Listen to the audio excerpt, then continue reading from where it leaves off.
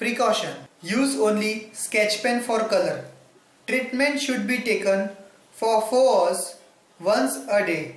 Patients should not stop their medicines immediately. Ladies should not treat themselves by pregnancy and periodic cycle. After treatment, if there is irritation, remove the color.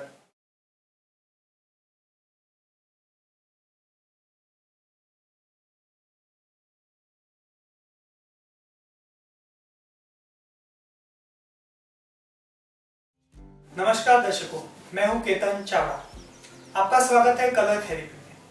अगर आपको सर्दी और खांसी है तो colour therapy में इसका बहुत ही आसान सा ट्रीटमेंट है। इसके लिए आपको एक स्केच पेन लेना है ब्राउन कलर का, और आपके हाथ में आगे की साइड पे फर्स्ट फिंगर पे यहाँ पे एक डॉट करना है और मिडिल फिंगर पे यहाँ पे,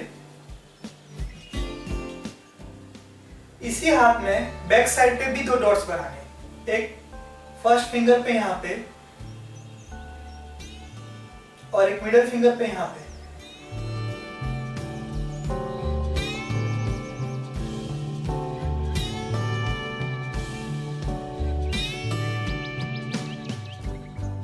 धन्यवाद।